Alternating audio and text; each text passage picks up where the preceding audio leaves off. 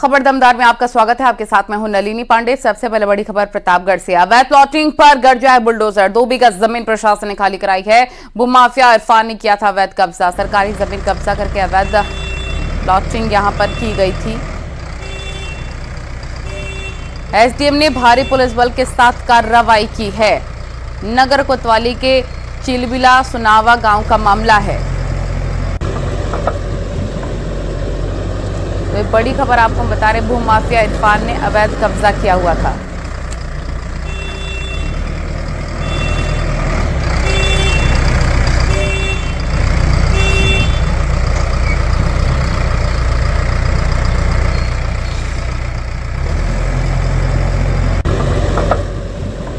ये एक्सक्लूसिव तस्वीर इस वक्त आप न्यूज़ 18 पर देख रहे हैं। जमीन कब्जा कर अवैध प्लॉटिंग का आरोप लगा है और अवैध कब्जे को ध्वस्त कर दिया गया है।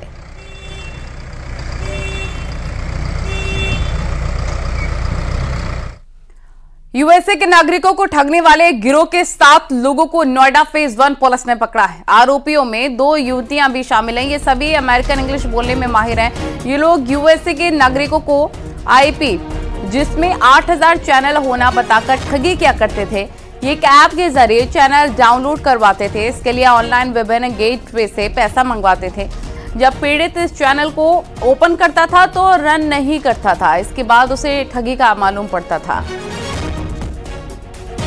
हिमांशु शुक्ला हमारे सहयोगी फोन लाइन पर जुड़ गए। हिमांशु, क्या जानकारी?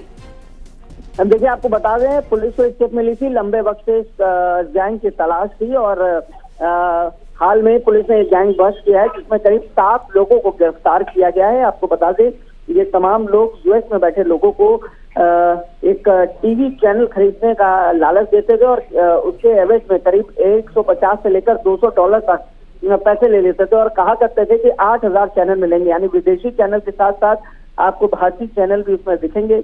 लेकिन पैसा जैसे ही ट्रांसफर होता था उसके बाद से ये लोग कॉल नहीं उठाते थे और इसी चीज की शिकायत भी मिली थी, जिसके बाद पुलिस तफ्तीश कर रही थी और 7 लोगों को गिरफ्तार किया। पूरे नेक्सस का भंडाफोड़ किया है। ये गैंग जो है पिछले 2 साल से यहीं पर नोएडा में एक्टिव था और जगह जगह लोकेशन बदल रहा था और ऐसे में ये गैंग पूरी तरीके से बस्ट आउट कर दिया गया। जी ओके, बहुत शुक्रिया आपका तमाम जानकारी के लिए।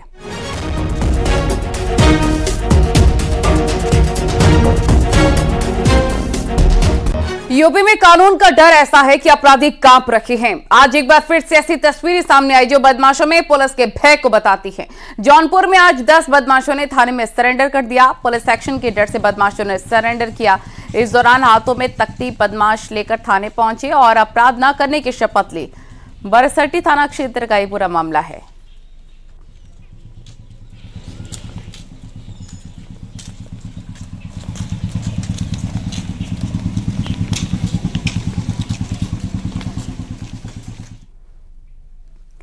प्रतापगढ़ में पुलिस ने बदमाशों के चंगुल से युवक को सकुशल छुड़वाया है और 4 बदमाशों को गिरफ्तार भी कर लिया गया है। मामला भूपिया मऊ का बताया जा रहा है। कार सवार बदमाशों ने 3 लाख की फिरौती के लिए युवक का अपहरण किया था। पिस्टल की नोक पर बदमाशों ने युवक को किडनैप किया, फिर फोन करके परिजन से 3 लाख की फिरौती मांगी।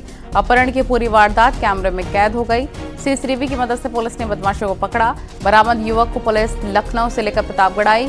घटना में शामिल 5 बदमाश में 3 बदमाश नगर कोतवाली क्षेत्र के निवासी जबकि एक आजमगढ़ जिले का बताया जा रहा है।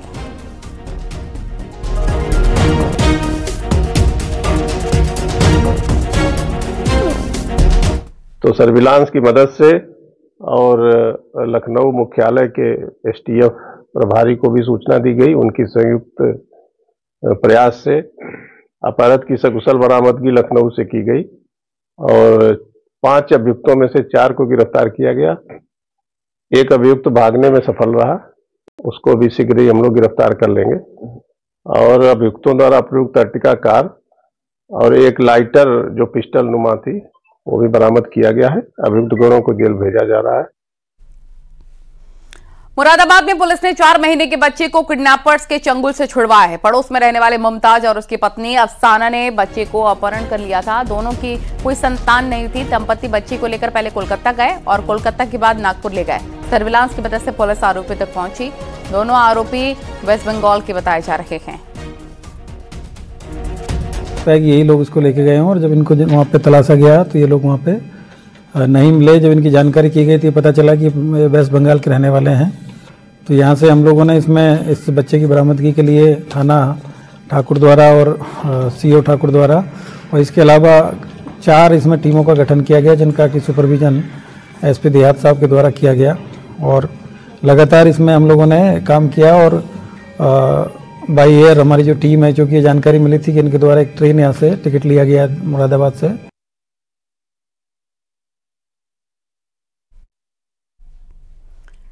और एक बड़ी खबर आपको हम सहारनपुर से बताएंगे, लेकिन फिलहाल भदोई से जानकारी मिल रही है। एक मुस्लिम परिवार ने अपनी इच्छा से हिंदू धर्म अपना लिया। मुस्लिम परिवार के 9 लोगों ने विंध्याचल धाम में पहुंचकर हिंदू धर्म अपनाया।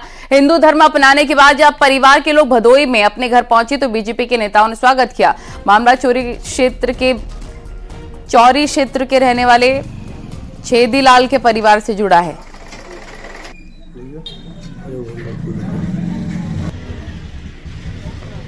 तो अब हिंदू हो गया छेदीलाल का परिवार। ये बड़ी खबर आपको बता रहे, विंध्याचल धाम में जाकर हिंदू धर्म अपनाया है और यहीं पर वो अपना गुजर बसर करते हुए नजर आए हैं।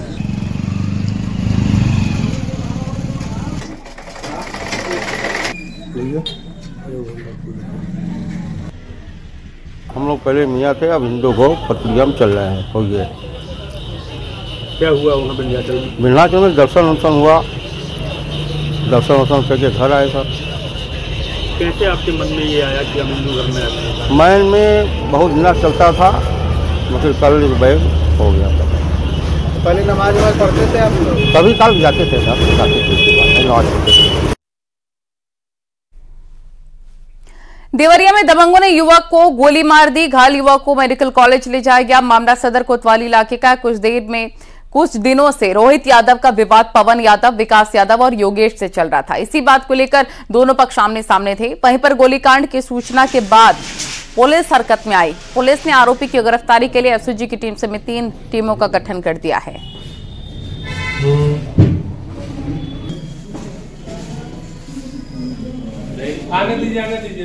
देवरिया से हम आपको ये तस्वीरें दिखा रहे हैं।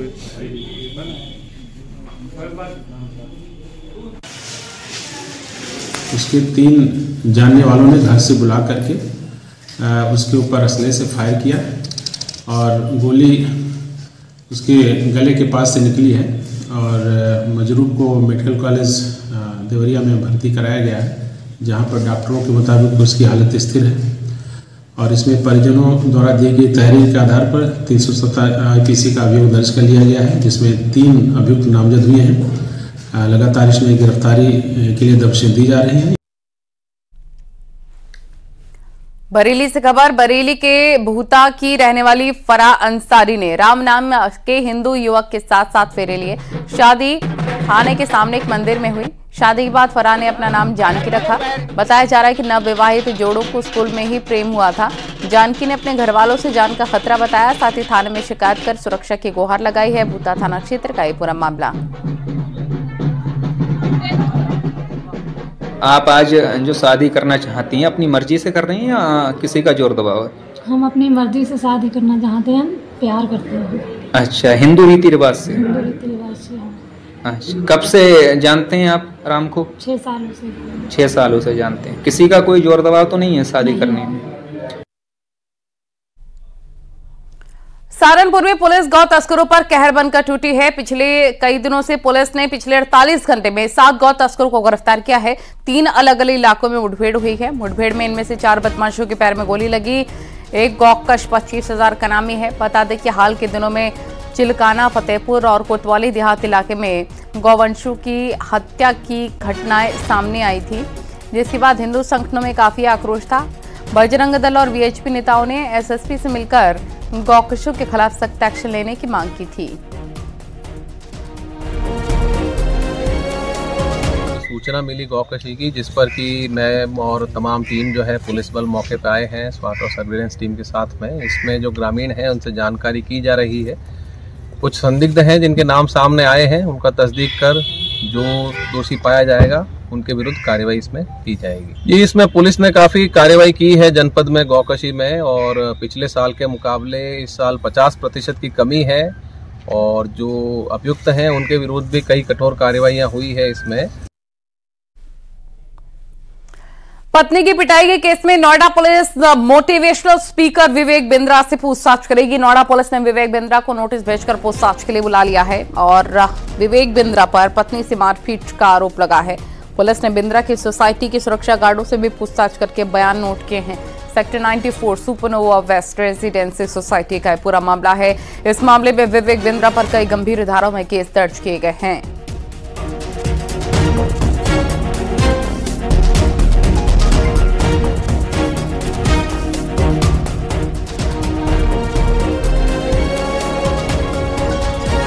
मोटिवेशनल स्पीकर विवेक बिंद्रा को अब नोएडा पुलिस दोबारा पूछताछ के लिए बताएगी। नोएडा पुलिस ने नोटिस भेज दिया है। दरअसल मोटिवेशनल स्पीकर विवेक बिंद्रा पर आरोप है कि उन्होंने अपनी पत्नी के साथ मारपीट की थी, जिसके बाद उनके बहनोई ने मुकदमा दर्ज कराया। थाना 126 क्षेत्र में धारा 323, 504, 427 और 325 धारा के तहत ये मुकदमा दर्ज किया गया है। मेडिकल रिपोर्ट्स के आधार पर नोएडा पुलिस की जांच बढ़ रही है। इसके अलावा नोएडा पुलिस ने वहां पर मौजूद घटना के दौरान सुरक्षा गार्ड हैं, उनसे भी पूछताछ की है और बयान दर्ज किए हैं। महाराजगंज के सोनोली बॉर्डर पर भारत से नेपाल में घुसपैठ करते 2 महिला समेत 6 ईरानी नागरिकों को इमिग्रेशन अधिकारियों ने गिरफ्तार कर लिया है। गिरफ्तार किए गए ईरानी नागरिक काफी वक्त से अवैध रूप से भारत में रह रहे थे। जांच के दौरान इनके वीजा में भी छेड़खानी पाई गई। भारत नेपाल के सोनोली बॉर्डर के रास्ते अवैध रूप से भारत से नेपाल जा रही 2 महिला समेत 6 विदेशी नागरिक नेपाल में घुसपैठ करने की कोशिश कर रहे थे। जांच के दौरान अधिकारियों ने सभी को अरेस्ट कर लिया है। गिरफ्तार सभी ईरानी एक ही कुनबे के बताए जा रहे हैं। काफी दिनों से ये भारत में अवैध तरीके से रह रहे थे। इमिग्रेशन अधिकारियों ने सभी को सोनौली पुलिस के हवाले कर दिया है। आगे की कार्रवाई की जा रही है।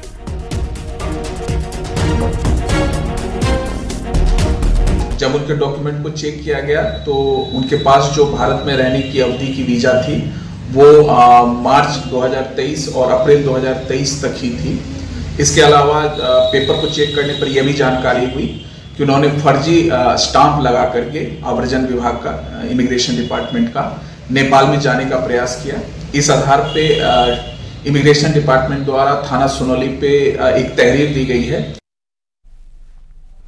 गाजियाबाद में मंदिर से दान पात्र चोरी हो गया। चोरी की घटना कैमरे में रिकॉर्ड हो गई है। मंदिर के पुजारी ने थाने में चोरी की शिकायत दर्ज कराई है और जिसके बाद पुलिस ने आरोपी चोरों को गिरफ्तार कर लिया है। थाना नंदग्राम क्षेत्र की पूरी वारदात।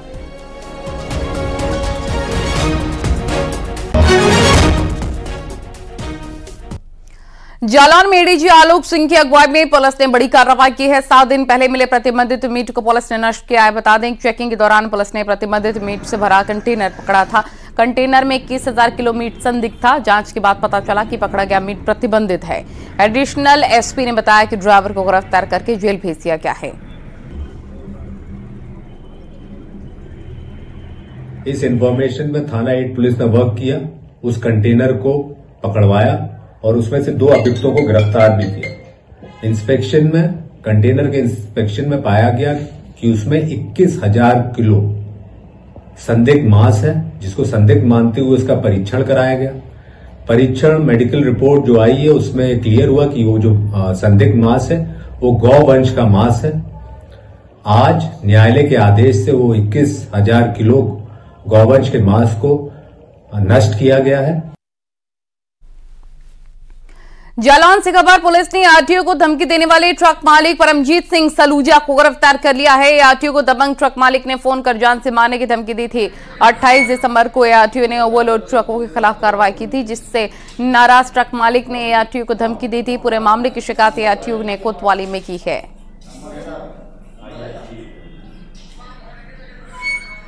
आरटीओ को धमकी देने वाला दबंग अरेस्ट हो चुका है, जैसा कि आप तस्वीरें देख रहे हैं। जालौन से तस्वीरें।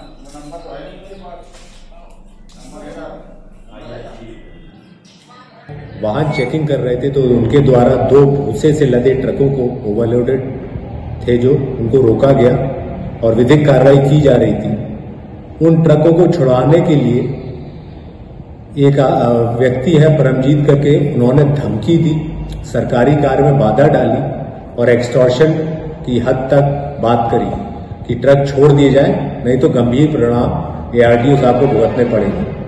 इस तहरीर पर सुसंगत धाराओं में मुकदमा पंजीकृत